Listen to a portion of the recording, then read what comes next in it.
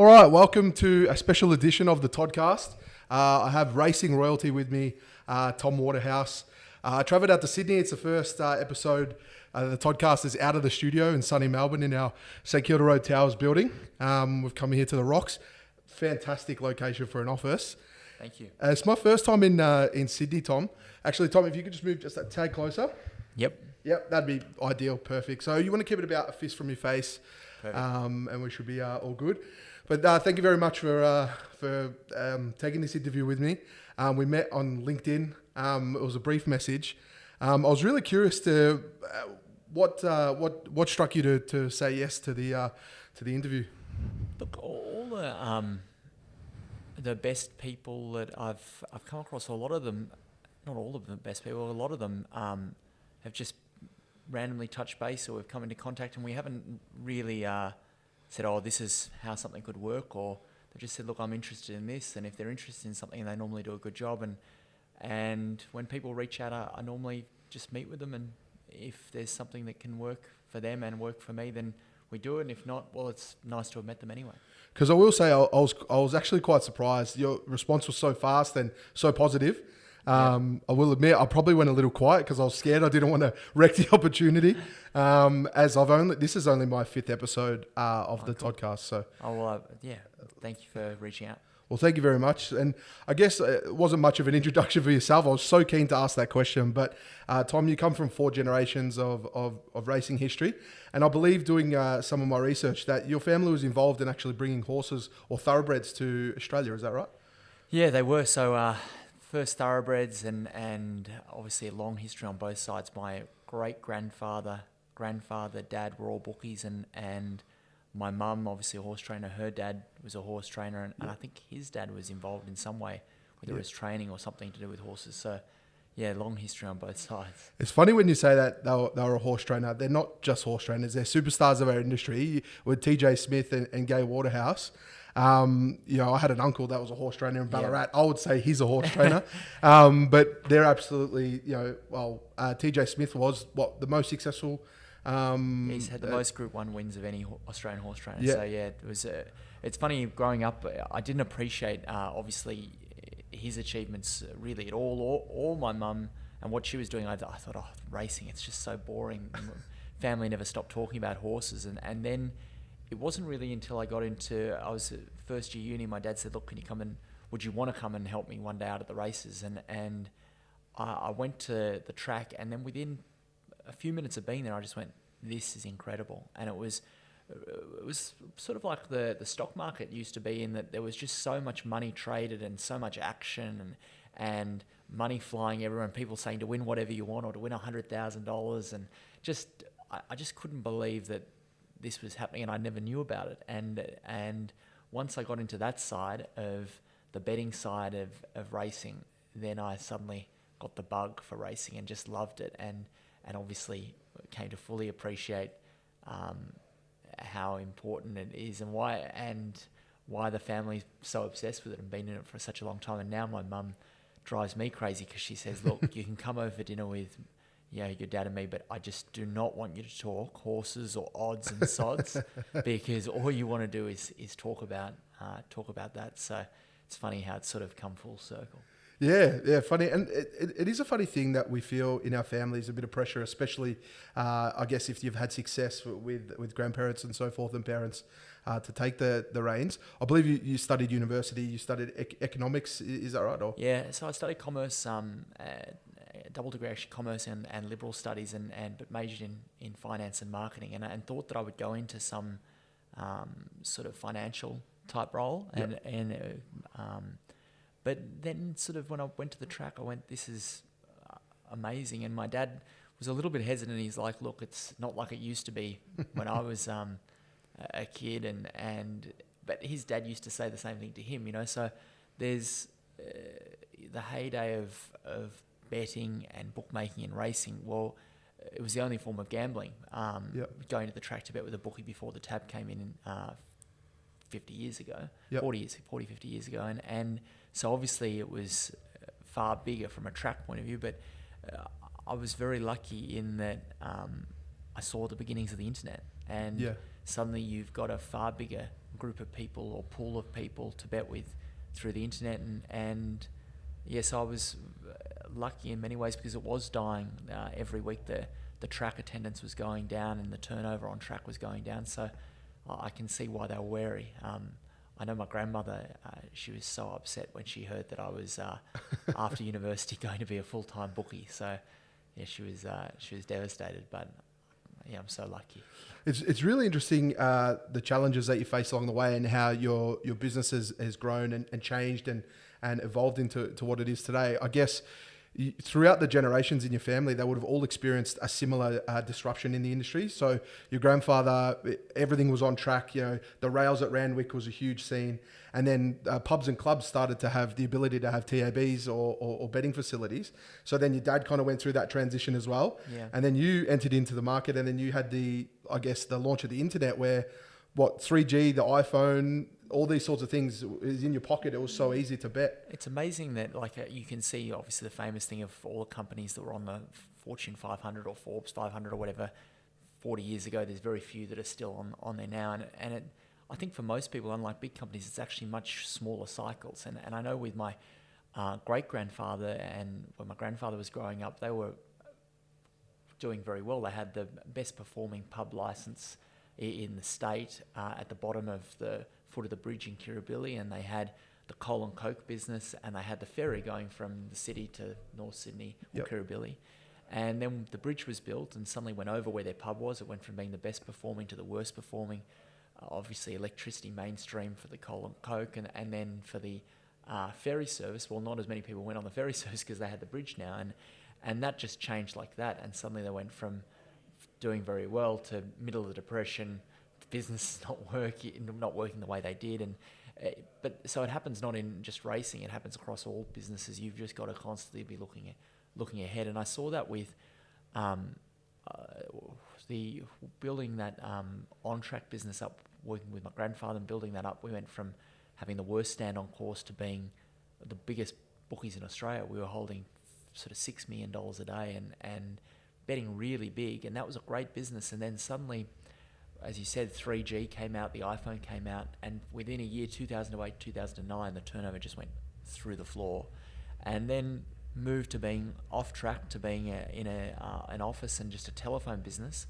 And that was a good business in that we had access to the internet through the office, and we could trade because Betfair and a lot of these corporates came in, and that was a really nice trading sort of business. But then suddenly all the corporates didn't want a more savvy customer trading large volume with them, and that business was not as good as once was. And then the internet obviously took off, and TomWaterhouse.com went from a few hundred clients to 250,000 clients in 18 months. It was a massive growth. But then what was a business that you could run quite lean, you needed massive marketing budgets because you had the likes of William Hill and Ladbrokes and Paddy Power, Bet365 all come into the Australian market spending big money. But you also needed significant technology budget because they had global systems and technology systems that were able to offer a more superior service and a wider array of products than what we were offering. So that suddenly went from being a good business to a business that needed a lot more investment in terms of money into it. And then you see the full circle in some ways in that now on-course bookies have got a big advantage again because now they can offer $30 million, up to $30 million worth of credit, and they have less tax to pay because they don't have to pay the point of consumption if they're under a certain threshold, and they have less race fields tax to pay if they're under a threshold. And so they have a pricing advantage now. So there's always, the landscape's always changing, and it's always, and I forget it often, is that you can only do a certain amount internally. You've also got to be looking out externally, what's happening to the external landscape, and how are the dynamics changing, and are you aware of them? And it's hard to be across them all. Yeah, exactly. Some really good points there. And I want to talk about scaling your business a little bit later, but going back to your on-track days, one of my favorite stories I've heard you tell, and I'd love you to share it again here on the Toddcast, is one of your first encounters with John Singleton, with Singo. So John Singleton was always a big but quite savvy punter.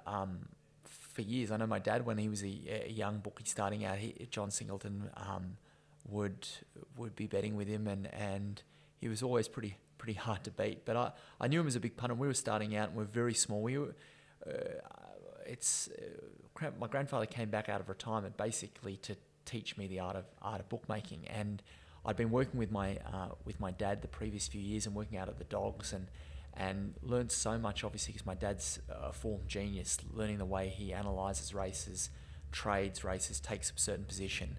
And my grandfather was very different. And I think my dad thought it was nice to have both lessons from both him and my grandfather. So my grandfather came back to teach me, and we had the worst stand and would be lucky to hold maybe 10, 20,000 on a Saturday. So very, very small win, $1,000, $2,000 to begin with, because we had no clients and we had the worst stand, not as much cash. And we slowly were building it up, and I thought, oh, there's John Singleton. And he's obviously a big customer, a big punter, and if I could get him on board, then we've suddenly got a good customer, and obviously he knows the family and all this stuff. So he's walking across to the rails, and you've got the really big bookies at the time. You've got Harry Barrett, Con Cafetaris, Charlie D'Amour, Bill Hurley, all these sort of big bookies in the Sydney interstate ring. And I see him walking over, and I charge over from the outer, and I'm like, oh, Mr. Singleton, it's Tom Waterhouse, and I'm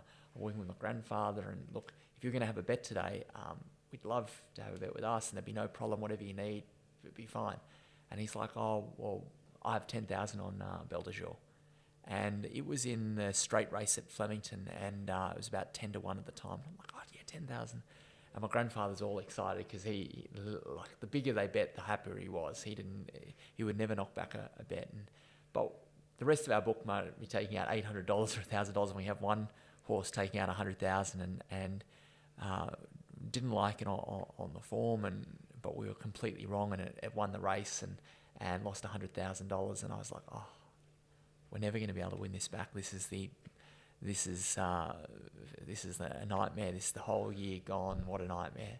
And my grandfather he's like, this is a fantastic moment, because he always thought whenever we had big losses, he's like, look, if you reach that milestone in betting at a certain level, and you can stomach it, it's like building battle scars or building muscle, and you'll be able to bet that big again. You won't be scared of betting. You'll be able to rise to being a bigger bookie. So he was as happy as Larry. And John Singleton, I said, oh, well, look, would you like a check? And he's like, oh, no, I want it in cash. And I said, well, we don't have that much cash, but I'll drop it in on Monday. So to go and get $100,000 from the bank on Monday morning and got it all ready, and went into his office, and they said, I'll wait there. And so I'm sitting there waiting, and he comes out 20 minutes later and had the bag of cash. And he's like, don't be ridiculous.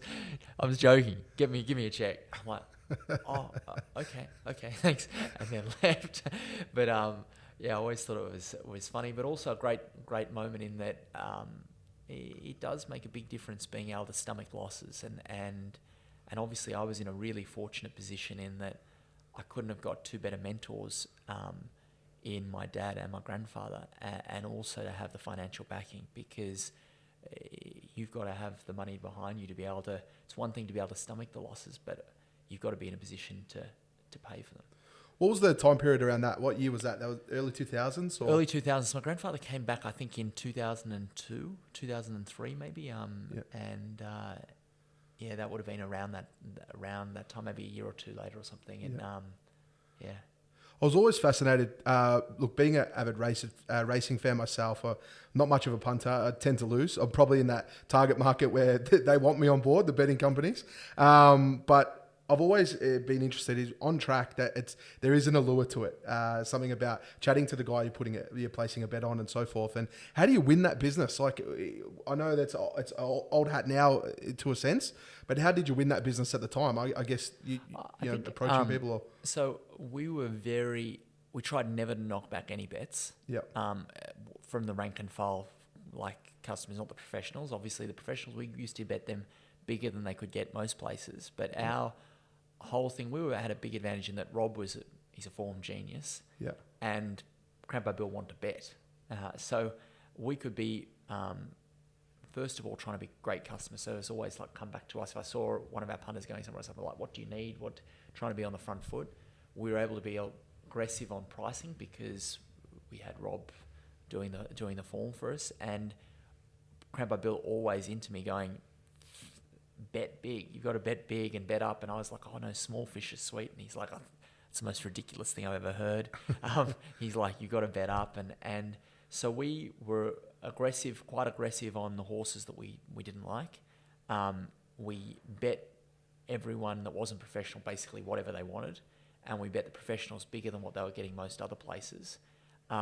And we were aggressive in trading. So if we laid stuff that we liked to a customer, we'd be very quick to bet back with other bookies.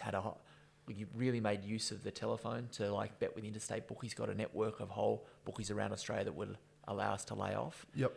And then we introduced a product that most of the bookies didn't offer, starting price guarantee. So if you bet with us and took the fixed price and it drifted, you get that price. And very few bookies on course offered that. And we offered that to everyone, even the professionals. So that was a big thing. If you weren't sure whether to take the price, especially on the interstate, take the price with us when you think it's the right price. And if it blows, you've got the starting price guaranteed, which was a point of difference.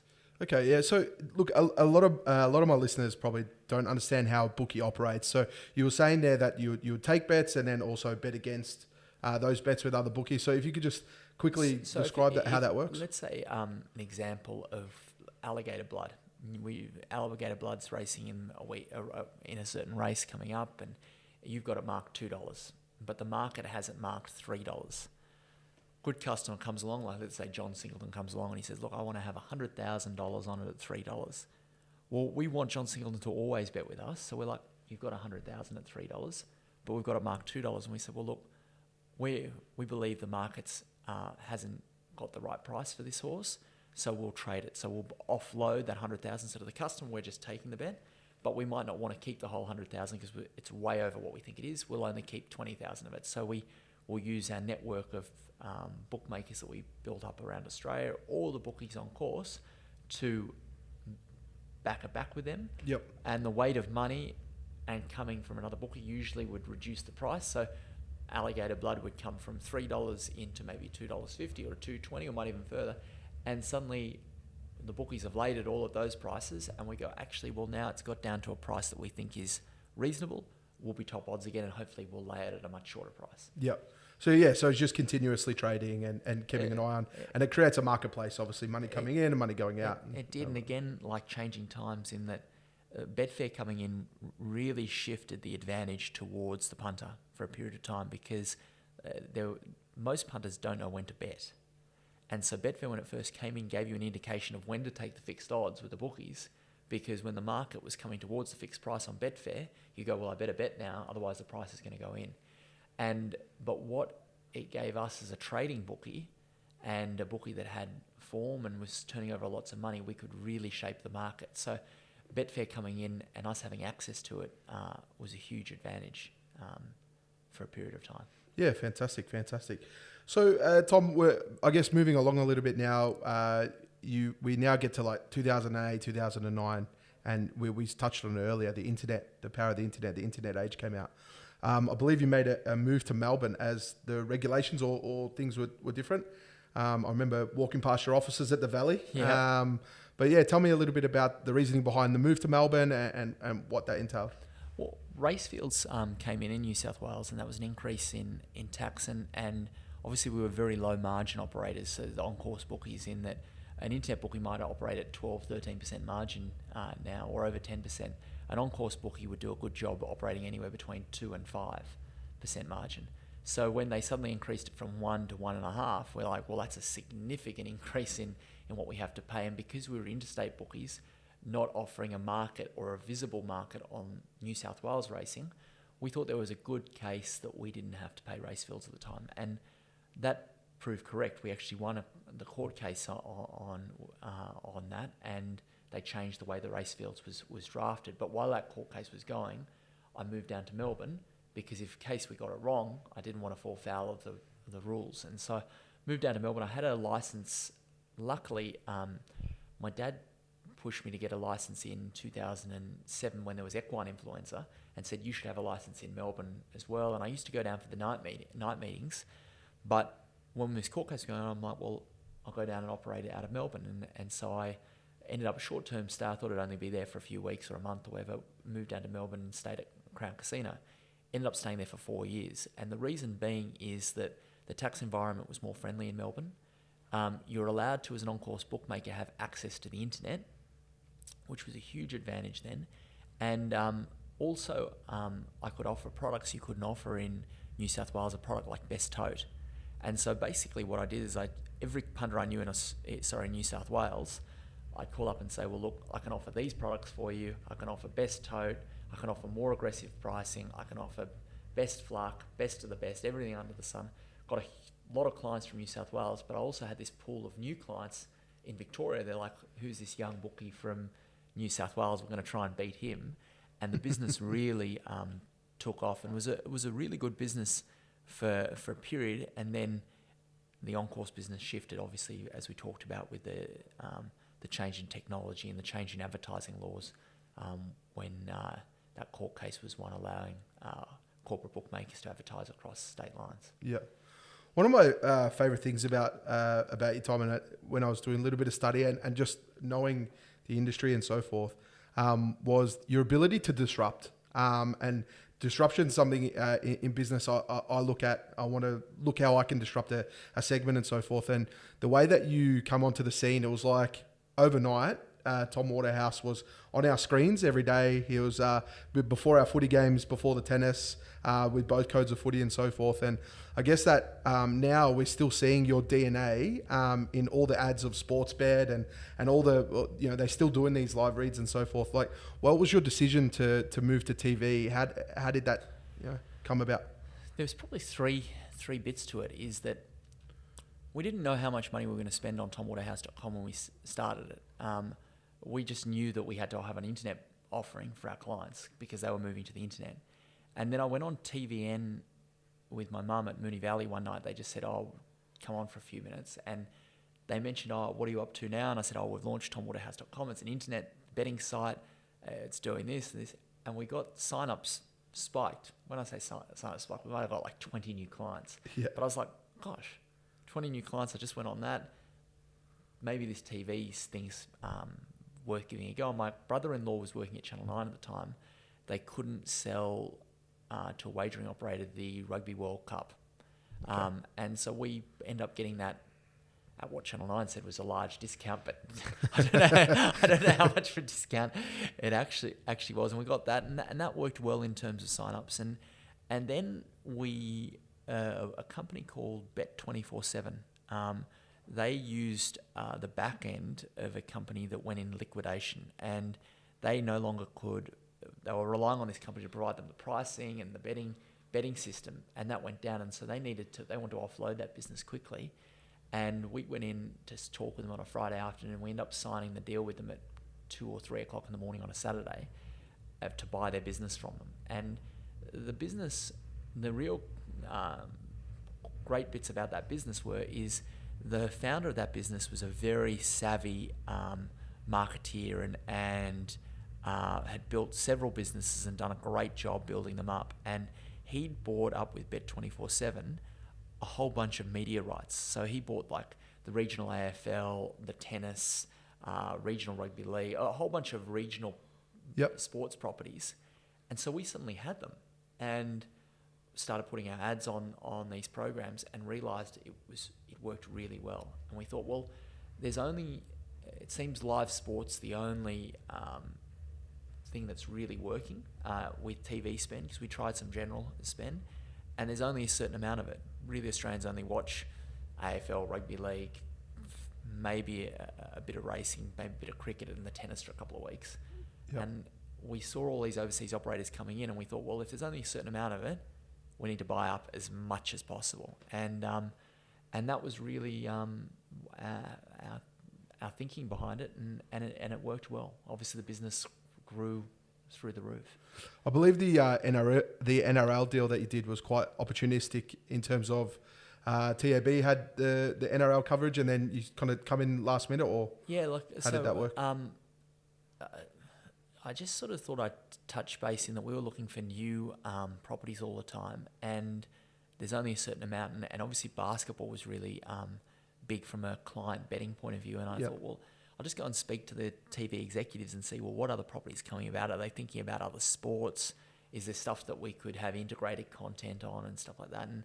And David Gingell, who ran Channel 9's a genius in this area of what works on TV, what are people going to watch, how to integrate stuff. And so anytime you can get with him and just to listen and learn is valuable. And I didn't really have an agenda except just to chew the fat, and lucky to get some time speaking with him. And it got onto the subject of, look, we'd love to have rugby league. Is there any chance of getting it? He's like, look, there's no chance. Tab's had it for years, and the chance of getting it is basically they're going to renew it. And I said, well, look, what about if they don't renew it? Would something like this look attractive, that we do a 5-year deal, pay $60 million for it, have all the ad spend that they do, but the extra stuff we're paying for is to be integrated, and have a segment just before they kick off of this is what's happening in betting this week, and have and he's like, look, that sounds a great idea. If you could pay us that amount of money and just Tab didn't renew, well, we'd be very interested. But they're probably going to renew, and didn't give much more thought. And I said, what day are they going? Is their renewal date? And so I noted it down and called at 5:00 that day, and they hadn't renewed. They didn't realise it was a tight timeline. And I said, look, we're willing to sign now 5 years. We need this integration. And he's like, yep, great, we'll do it. And so we agreed on the deal, and that was probably, I don't know, September or something in 2012. But what I'd never really spent much time on TV. I'd been on like Dancing with the Stars TV show a little bit, and I've been on a few integration, but nothing really like live talking about a sport. I don't really follow rugby league. I used to follow it when, like the Broncos when I was a kid, and Alfie Langer when he used to play, but it had been 10 years of not watching rugby league, and I don't know it like anywhere in the same realm as someone that's played the game or anything like that. I'm not some expert on it. And I got closer and closer, sort of got to January, and I'm like, actually, I'm freaking out a bit. I've got to go on for 5 minutes on TV before the main rugby league games and talk about rugby league and sport, which is very different to talking about racing. Yeah. And so they go and gave me a test run, and a guy called Steve Crawley, who ran the sport at Channel 9, he got me in front of the camera and gave me a few goes. And after 10, 15 minutes, he said, look, in all my time doing sport on TV, I've never seen anyone with less talent than you. Yeah. And I think we're in for a real world of pain. Oh, wow. I've got to think about it. And so they came back and said, look, we can't have you for 5 minutes at the very beginning just by yourself. What we'll do is we'll put you on the commentary panel. And that means if you forget what you're talking about or you don't know, you've got this support system that they can help you. So you'll be there for 5 minutes, but you won't have, it's just you. And then after a few weeks, we'll go more to you so we comply with the deal. Well, it kicked off and the backlash, we'd had basically all good publicity up until this point, but the backlash was significant because I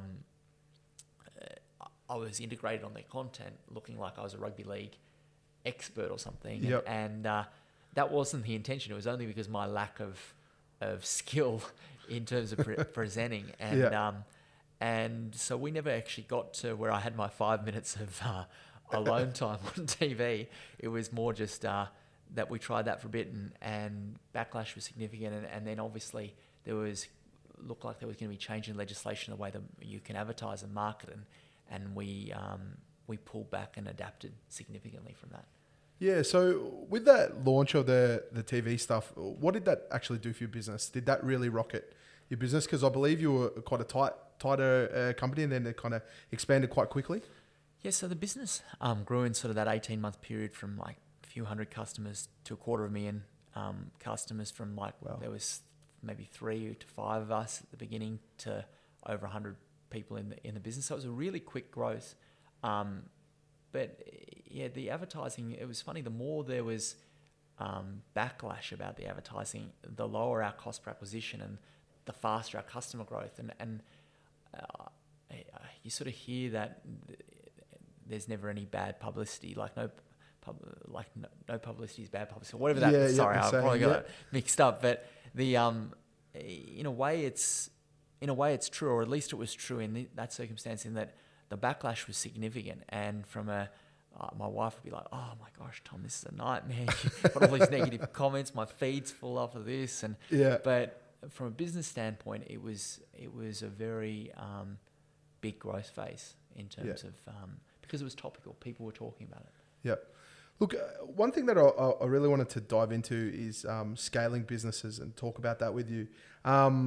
Look, across my business journey, I've just bumped into people across the way that just seem to know how to scale a business. And there's some people that will show up and be slow and steady. And then there's some people that they just blow up like week on week, month on month. And I've met like a handful of people that have this, but there's some characteristics about them that are quite particular. What do you think that is in you, and what do you think that DNA was for you to expand? I know obviously having the publicity was helpful, but to make that decision you've got to have something in you to make that decision. Like what's in you that you think makes you scale so big? Well, I like to bet, and I'm not a gambler as such. Like to me to have if I haven't done the form on racing, or to go and have a bet, I would never bet at a casino, like go and play like pokie machine or something. And I wouldn't go and have a bet on a race that I didn't have the form on or hadn't analysed. But it's calculated bets, whether it's in business or in betting on horses. It's all about taking calculated bets. And if you see a business that's got the dynamics of, or the characteristics of having significant growth, then you're taking a calculated bet. And we were seeing in TomWaterhouse.com, we were seeing that customers were worth this much and the cost to get them was this much. And so you don't know when you're taking the next bet whether that will continue, but the odds are slightly in your favor because you've got information about how that business is performing and how the industry is performing. And so I'm willing to gamble or bet up if I think the odds are in my favor, and if you take that bet, you can scale quickly if you're right. And if you're not right, you need to make sure that you're managing your bankroll and your staking in business or in normal betting, that you don't go out of play. Because if you take too many bets and that you're suddenly out of play, it's almost impossible to come back. So you need to take a series of calculated bets that you can never go broke or never run out of your bankroll, and look for where you can have big wins. And I try and make sure that we're lean and nimble enough to change quickly, because I've seen just in my short business career, on-course business, New South Wales changed to on-course business in Victoria, changed to telephone business that was great, that changed to an internet business that was great, that changed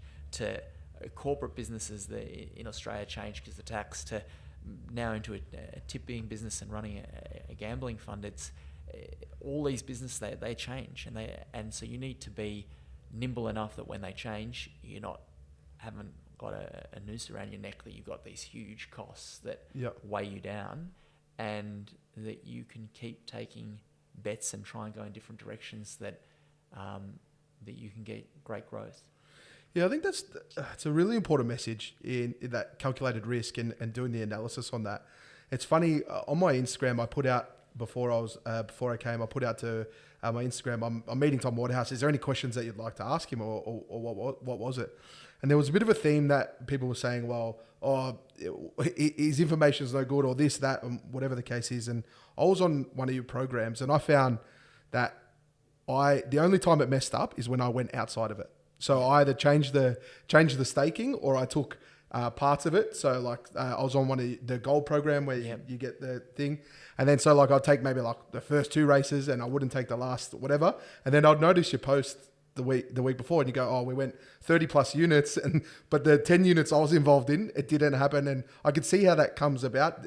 How do you handle that, with your feedback? Because you do put a holistic program together. This is really hard, and it's hard in whether it's betting, business, life, and that's discipline. And if historically our packages have been terrific, like the results are all on our site, you can go through the Google spreadsheets. If you follow the staking plan, if you get on it, whether it's the price tipped, the best price after it's tipped, or if you just take best of the best on most of our packages, the results, they speak for themselves. But the problem is that you go, well, look, I think Tom could be wrong here. Won't do that one, or I won't follow it exactly as planned, or look, I haven't got enough time today, so I'll just miss this week. Yeah. And we can have periods like our daily best bet package. He lost 15 days in a row, and people are like, how can you lose 15 days in a row when you're tipping, like, our average price of the daily best bet is $3? Yeah, okay. So how are you tipping a short, like a favourite every day, and you're going 15 days?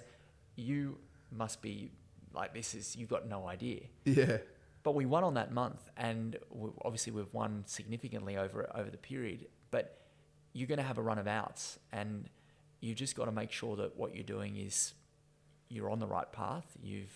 The factors haven't changed, and the way we monitor that is we are constantly updating the factors and back modeling and back testing. But we're looking at how much we consistently beat the market, beat the starting price. Yep. But I find that myself. I'm like, I try and play lady luck.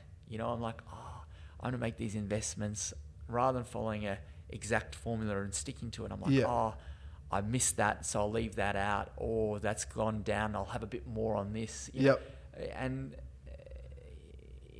you've got to go, look, this is what I'm planning to do, and I have the discipline to stick to what your plan is from the outset. And if you deviate from the plan, you've got to be very well thought through, is this intentional? And am I giving this enough of a chance to stick with it for a period of time? And that's why bankroll is so important. Like, we can have the worst we can, on a gold on a Saturday, not back one winner. Yep. And do 8% of bankroll. And everyone's like, this has been the worst day of all time. And I'm like, well, yeah, it's obviously you'd like to back a winner, but it's 8% of your bankroll, and we were up 200 units the week, in a week before, and that they don't think of it like that. They're obviously not staking correctly and follow it. And the reason being is it's difficult. And that's why it's so hard whether it's to be successful in punting or successful in business, it's hard. Yeah. And I know myself, outside of the discipline of betting on horse racing, I find it much harder to employ that discipline that I promote within this, because this is my core business. But when it comes to things outside that, I don't have nearly the same discipline as what I can have in my core. Yeah, okay, great. And I guess there's a big lesson to be learnt in that. And I did kind of find that in the end. I'd like go through what I did that day, and I'm like, well, I didn't follow the formula. That one's on me. And I've spent many a time chatting with some of my mates about that as well, because I guess the average punter they go into it blindly. It's more the thrill or the chase of those particular wins and so forth. But one thing that I wanted to also discuss with you, Tom, I should just mention on sorry, that go ahead. Is that most people view punting as entertainment. Yes, yeah. And entertainment, I have no discipline when I go to the movies.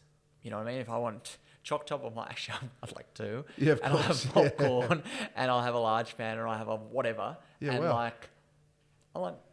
I'm out to enjoy. Like, I don't think, okay, have I just spent this on this or a strict budget? Because I'm like, I only go to the movies maybe once every couple of months. Yeah. Whatever, I'll just enjoy myself. And a lot of people that are punting, they're just going, well, I want to have a crack on a Saturday and have a few bets, and I don't want to stick out 5 races and not bet on them because I'm there. And I'm not doing it for work. I'm doing it for entertainment. And that's the difference between what we promote and what most people do. And that's why I think a lot of people find it difficult at the beginning, because they're like, I don't want this discipline around what I find fun and entertaining. But that's fine. It just depends what you're viewing it as. If you're viewing it as an entertainment thing and just having a few bets, then it probably isn't for you, this package or these packages. But if you're viewing it actually like, I want to do it, I enjoy it, but I also want to go through the discipline and the mental challenge of beating the bookies, then it probably is the right thing. Yeah, wow, that does put another spin on it. And I think just from when you said that, related to that massively. I guess the motivation behind it is entertainment, but then you have the allure of money. So you automatically get fogged to think that you're doing it for some extra cash. But in actual fact, you are, you're sitting around with your mates on your phone or in a social enjoyment. thing. Yeah. And it's huge. It's huge enjoyment. Yeah. So that is quite interesting that you put it that way. That's given me a new perspective on that as well. Tom, one of the things that I loved is your branding. Now, Australia's had a really close culture with betting and a really close culture with, with a bookmaker and so forth. I'm talking like 60s and 70s. And then like the TAB doesn't really have an identity. What was your decision to keep your name in your business, and what was your decision to stick with that? Look, we always thought that bookies were known by their name. I know as a kid I used to Cold Tidy, and I don't know why. Whether it was written about in the papers or my dad or whoever talked about him, I'm like, Cold Tidy. When I go to the race, I'm going to bet with him. Yeah. And you always knew of the bookies by their name. And in the UK, I knew of Victor Chandler and William Hill and Paddy Power. They were individual names. Now, I thought, well, why in Australia are they going? They all sound the same. It was sports bets, sports betting, TAB, sports bet. I'm like, they just sound weird to me. Like they sound normal now because they're everywhere. But at the time I was like, and so we always thought we would keep as an individual name. And really the way that the brand evolved were two things. Firstly, based on me as an individual, like my best mate when I was a kid, I used to go over to watch movies at his house and I'd be dressed very similar to this. And his mum would be like, look, Dave, why can't you dress more like Tom? And he's like, Mum, we're 12 and he's in a suit. He's a weirdo. What are you talking about? Like, why would I dress like him? And just before you carry on there, so that was a usual get up, a suit in 12. Like, where did that come from? I might not have been like in a tie and but always very smart, like slacks and shirt, like business shirt, and I think mainly because I used to borrow my dad's clothes. I grew quite early, maybe not 12, but by maybe 14 or 15, I could fit into my dad's clothes where it wasn't completely ridiculous. Obviously, they were big, but I wore a lot of my dad's clothes as a kid. Interesting, and then the next thing was my aunt was a marketing genius. She got the university medal at New South Wales University in marketing, and she was amazing at making the brand have the look and the feel that it has now. So taking that personal the way I act, because you have to be true to yourself. Yeah. But really making it she did an amazing job with those ads and that look and feel and the 4 generations and just really savvy in the way she built that persona into the brand. And because from my perspective, it really touches on the archetype of every man, and it feels like you are betting with Tom. Even when you're betting online and so forth, it tends to lose that flair. But that whole thing, it felt like you are betting with Tom, and even your advice or tips, even then when you pick selections and so forth, it was you're getting Waterhouse information, and I guess that ties in with the family, and that works, and that archetype of every man that kind of it sat really well. Where you bet with a tab, who's the tab or who's sports bet, and how good was it? Like even though you liked your bookie, but like when you win off your bookie, you're like, oh, he must be having a tough night tonight. Oh, I've got him big today. And like, I know some of the biggest wins we've had, I still think about it, I'm like, I wonder what such and such bookie, like how he felt going home that night, or what, like, or when like they say, oh, well, look, I'll need a few weeks to pay, or it's just the dynamics of playing the man against the man. And they probably they think the same as like, oh, well, I had him on the ropes tonight, and that punter, he's on the chat. Like it was a real man against man, and that was lost in the corporates, because the corporates, like, it just doesn't even touch the CEO of like a large corporate, unless you are like some whale that's like the average punter they don't know, and that's the difference. I tried to keep that because I know I like when I go to Royal Ascot, I bet with an individual bookie, and I love betting up with him, and he probably loves it. I'm like, have to write him a check at the end, or he has to write me a check. It's great, or like that's what it's betting about. That's sort of like when you bet with your mates. It's huge, yeah. It's you against them, and that's sort of been lost, I think, in corporate world, and we tried to keep that. The only thing that I saw about your brand and so forth, the downside was that you did come across that backlash, and then it becomes personal rather than a company. Like, for example, when there was a lot of groups crying out that betting shouldn't be before sport, like kids shouldn't know the odds, and now it's common terminology where you'll talk in the playground or you go, oh, I think, Carlton's going to win this week, but the bookies have them at 12 points at the line. They don't think it's going to be as close. And I guess it's now such common discussion.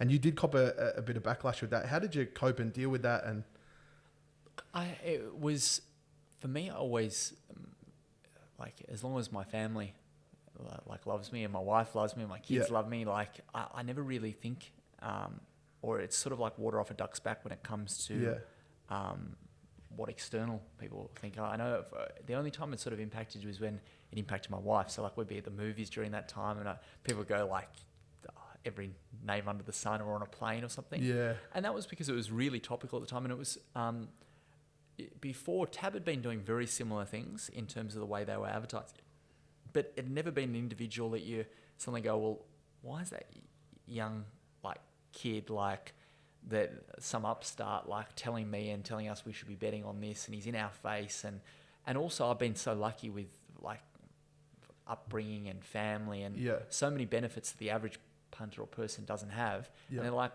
this guy's been born with a silver spoon, and he's telling us all this stuff, and he's trying to make a stack of money out of it. I don't really like that bloke at all. Yeah. And I completely get that. And on the counter, we were just trying to grow a business within the laws and regulations of the time, and knew that it would get far bigger and at a very fast rate and try and get ahead of it, and which it did. And it's a very fine line in terms of and with kids, obviously, in terms of you never want to be getting kids into something until they're the right age of doing it, and you never want them to have any sort of problems, whether it's gambling or anything else under the sun. So I guess that's an education piece, and I think that was a really good learning period for the industry as a whole, because the landscape's dramatically changed since that time. It's interesting, when I was a kid at school, and they asked me to come in, obviously they're not to come in, but they asked me to bring some of my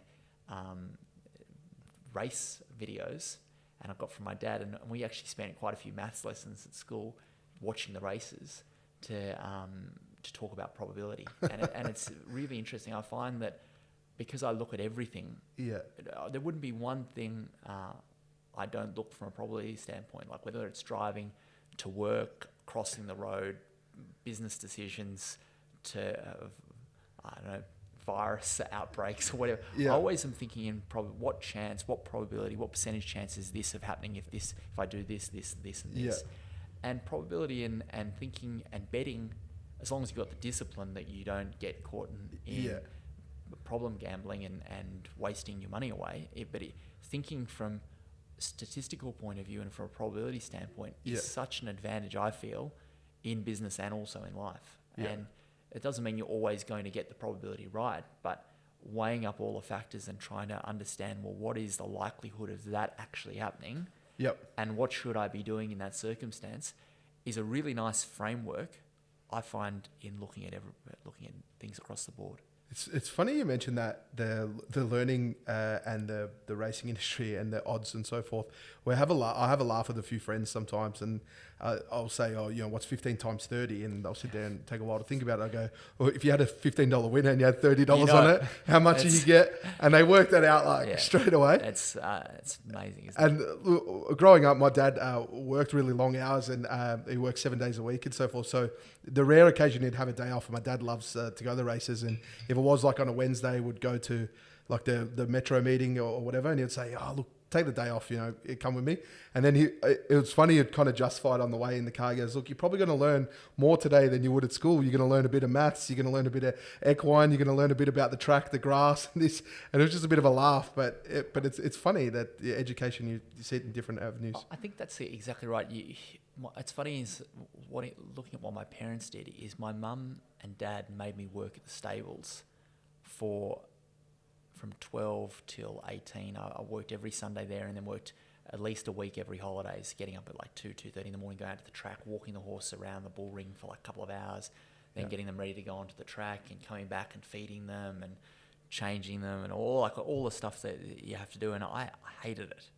I thought, this is mind-numbing. I'm like, this is just so boring. And then when I went to the track, I'm like, why didn't I come and learn this to begin with? Yeah. And I think your dad was right in that you learn so much at the track in terms of probability, different characters, see the money changing hands. But I think in hindsight, they were right in that order, in that one of the biggest things I think to being successful in business and possibly in life is discipline. And they gave me that discipline of going, well, you have to be up at this time, all your friends are going out, you have to be like at the track, you have to walk around the bull ring for ages, you have to do all this stuff I was like, this is torture. But that gave me really good discipline, because they kept saying, if you don't work your butt off, then your opportunities are more limited, and you've got to work hard. It's really important. Where you see a lot of the people that come to the track early is they see how easy money is. Because it looks like it's really easy to get at the track, because you see people dealing in numbers that it's very hard to go and work for $8 an hour. Yeah. If you see that someone can win or lose 100,000 with one bet, and that people are making big money and they're driving nice cars, and that you can go to the track and be sucked into going, gambling's a really easy way to make money, and it's not. It requires a lot of discipline, and that's I think that's the education piece. But you're right, in terms of going to the track and the lessons that are learnt there, they're incredible. Yeah, fantastic. So, Tom, now obviously you have your tipping business. There was a point there, obviously we've kind of glossed over it a fair bit there, but you were taken over by William Hill. You're CEO of William Hill Australia there for a little bit. What was your experience like in the corporate world rather than working for yourself? I'm sure that would have been a huge, especially coming from a family of everyone who works for themselves. So William Hill, they bought TomWaterhouse.com after they bought the Sporting Bet Centre Bet business. Yep. And we were in earn-out for a period, and I just kept writing to the global CEO and saying, look, if I was running this business, I would do this, this, and this, really to try and make sure they did it so we get the highest earn-out possible. Yep. And after a few months of writing, I didn't write him that often, but maybe every couple of months or every 6 weeks I'd write and say, look, these are the things this business needs to do, in my opinion, to be successful. He said, well, look, we'll end the earn-out on these terms on condition that you come and run these businesses that we bought here in Australia. And they spent $700 million buying the Sporting Bet business, and they had 500 employees or whatever it was, and $2.5 billion turnover. It was a big business, and huge, yeah. I'd never had a job except work for my mum at the stables and then working as a bookie. And so I was like, well, that sounds pretty good. I've never done that before. That'd be a good thing to try. And my parents were like, what are you talking about, Tom? Why would you go and work for someone else? Yep. Go and do your own thing, or come back and work in the family and do. And but I thought about it and thought, well, look, it's a good experience to do, and ran that business from 2014 to 2018 and learnt so much, because it was a far bigger organisation, and the skill sets needed as a business grows is dramatically different to a small business. And the other thing that is, before I worked running a business that size, I didn't understand some of the complexities and of what these big businesses, and when you deal with them, the complexities of trying to get things through, and the advantages you have as a very small business and the disadvantages you have as a small business. So I got to see the other side. And then I also saw their ability to operate as a multinational and as a global company. That we had as William Hill Australia, we had offices in the Philippines, we had a hub in Tel Aviv, we had a hub in New Zealand, in Queensland, Northern Territory, Victoria, Hong Kong. There was a whole variety of network of people of managing a business that wasn't in one office, wasn't small, and you knew everyone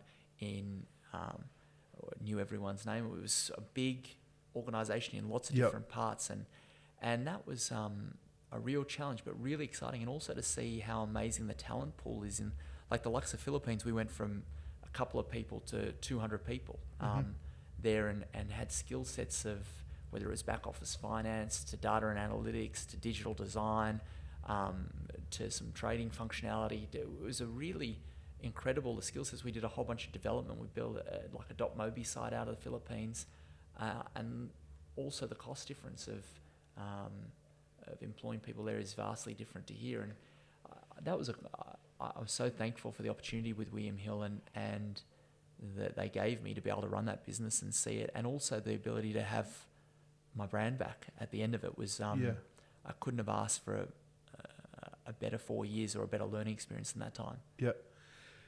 Yeah, the global economy is huge. What do you think the global economy has in store for betting as a whole, sports betting? Because places, I guess it's gone through a weird cycle. So it's illegal in a lot of places, but you see the US now starting to make it legal for sports betting in more states and so forth. What do you think this global economy has in store for betting? So one of the reasons why we started the gambling fund is, and the gambling fund focuses on mainly listed wagering or gambling companies, investing in them, and also we do have the remit to look at non-listed, but all our investments are listed at the moment. And basically we allow or have people come into the fund and they invest alongside myself and the family in gambling companies. And the reason why I like it so much is that, or like the sector so much, firstly got the experience in the sector, but secondly, people have gambled since the beginning of time, and I'm pretty confident in 100 years they'll be still gambling, and it's very robust in tough times. It's not counter-cyclical, but people tend to gamble in very similar amounts, if not more, when the economy downturns. So I love it as a hedge in some ways against what's happening across the other sectors. But I also love it in that not only is it robust, good cash flow, normally these businesses, but we're seeing a very interesting time because you're seeing the opening up of, and I think this is a once in a lifetime, or once in a generation period, the opening up of the US, which is, if not the largest, one of the two largest markets possible in the world. And so you're seeing that you've got businesses that we look at that are robust in tough times, or usually tend to be, but you've also got a massive growth opportunity in the US is opening up. So our fund really looks at, we're looking at three different areas, and the first one is we look at B2B businesses, so business to business. We love this area because most of the investment banks don't cover those businesses. They cover the likes of Tabcorp or Stars or Crown or Aristocrat, but they don't cover some of the operators that provide the services to these gambling operations. And we feel that we have a real expertise in that, having run William Hill and started up Waterhouse.com now a couple of times. I know many of those companies that we have to integrate with and that are integral to making our business work, that the general population or the investment community doesn't know. So we focus on those areas. We've made an investment in a company called BetMakers, which is a very interesting company, supplies a lot of the fixed odds racing data to the wagering operators in Australia, the UK, and now got deals in the US.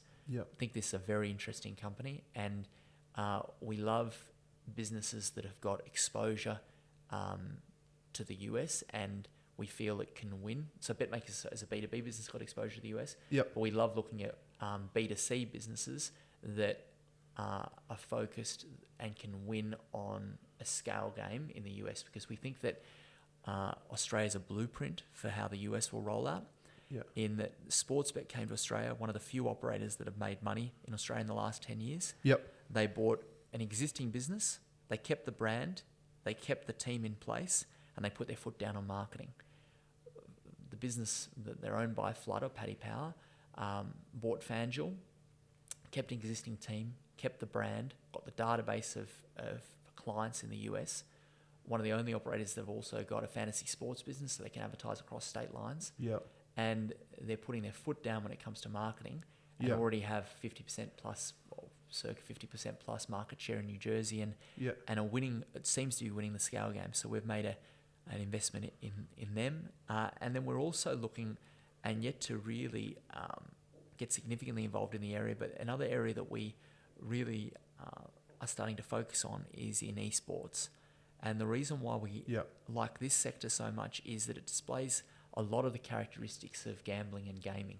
So this and the propensity to purchase or spend more of your dollars inside the game is growing, and the amount of hours people are spending in this sector is significantly growing. It's basically the only stream in the entertainment sector that's significantly growing. Like watching movie time is decreasing.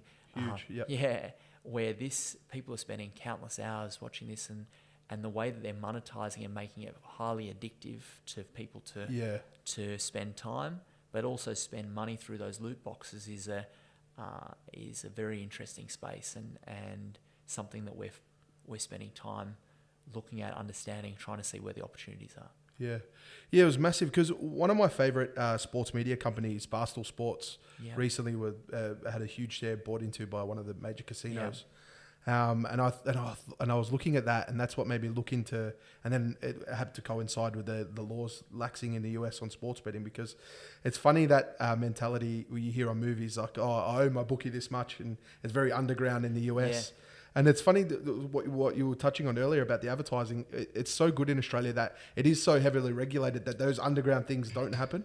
So it's kind of like it's a weird one, isn't it? It's like you can regulate. The largest betting operators in the world now are cryptocurrency only. Yep. But an average Australian, they don't really need to go and find those operators because you can get the product here. I guess that the only reason why they would go to those operators is if they want to play online casino games. Yep. And also if they're finding restricted getting on here. But Australia, in my view, it's better to regulate and tax than it is to just say you can't have it, because that underground market becomes significant, as you can see in China and you saw in the US. Yeah, massive. Tom, that's fantastic information. Now, a couple of, I guess, quick fire questions. Favorite racetrack in Australia? Well, our best performing track at the moment for the TomWaterhouse.com tipping business is Morphettville. Yep.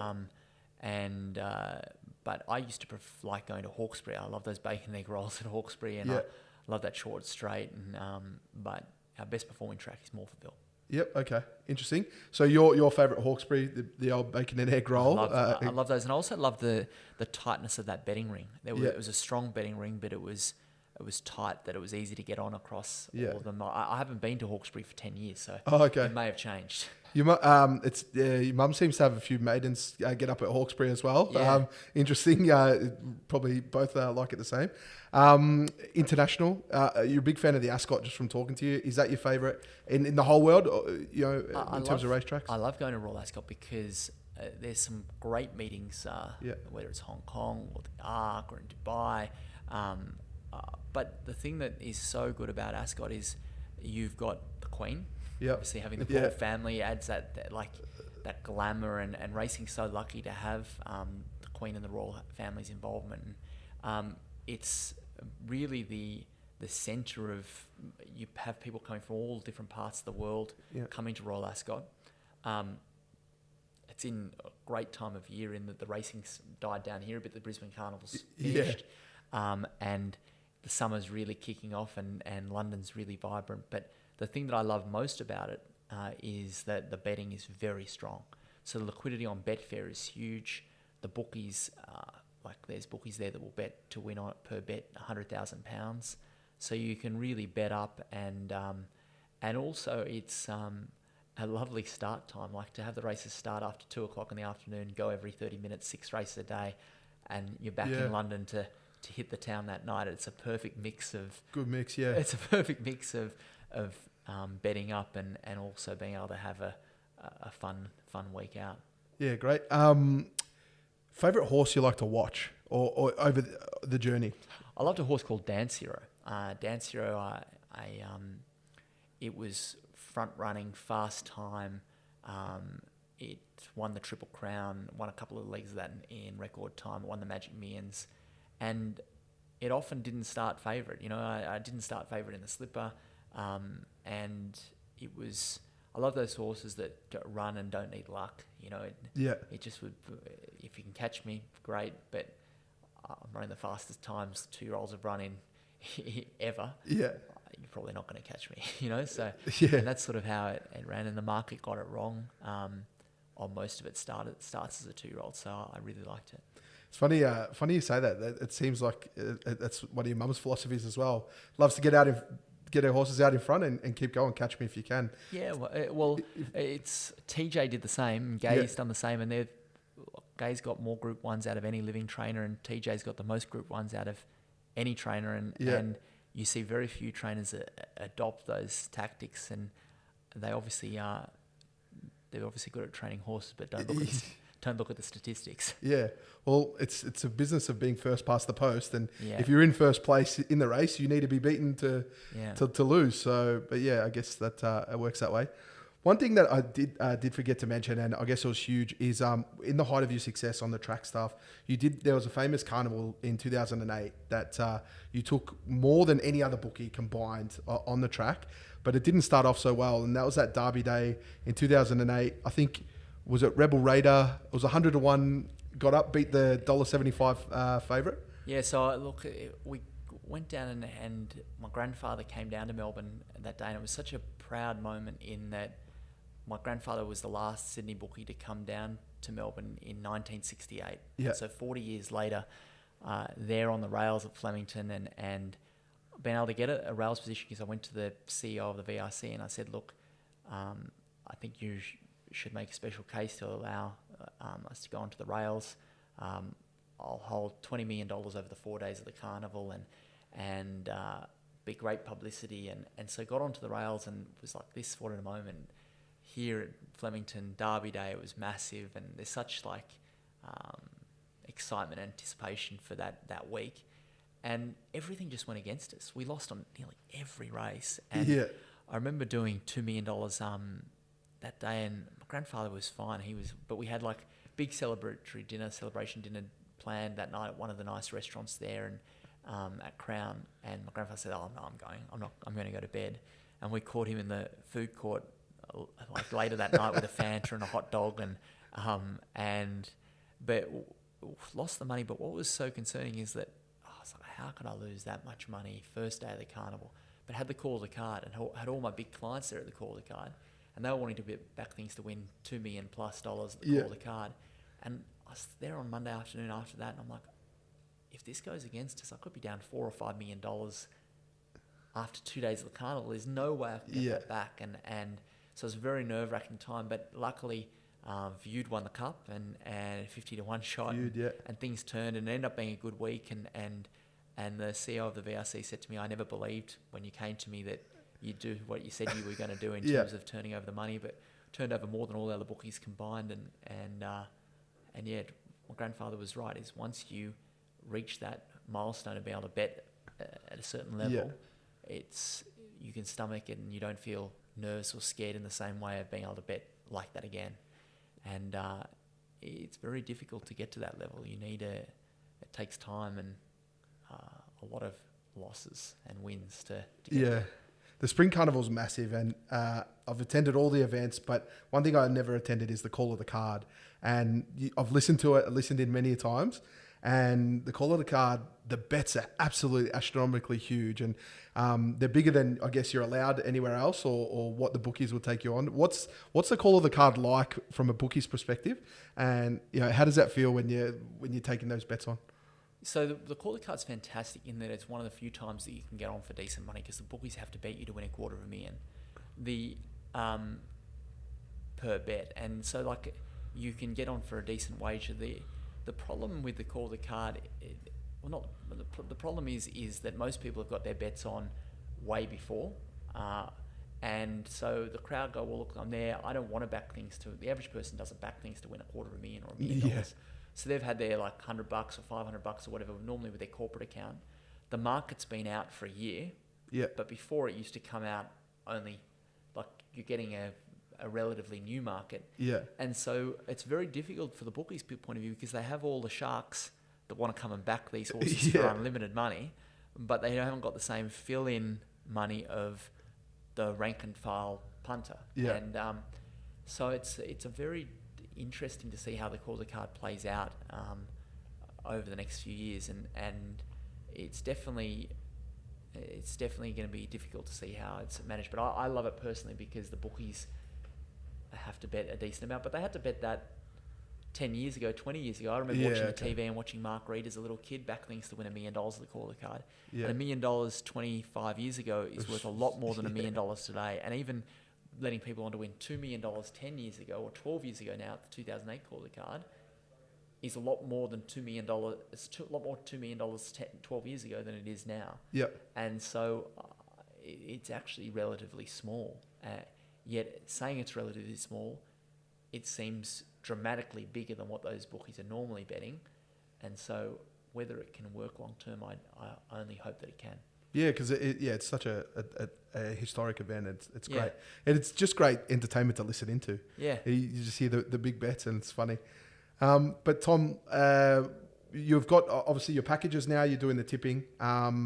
Is there anything you'd like to add onto that stuff for any of the listeners? Like, what's the main advantage of dealing with someone like yourself? Look, I think the thing that we've done with the tipping packages that's interesting for people is that we've tried to cater for all different types of punters now, in that we used to have just the gold package when we first came out. And really to be a gold member, you're pretty serious on a Saturday because we're giving you 20 bets. Yep. So you're like, I'm having lots and lots of bets.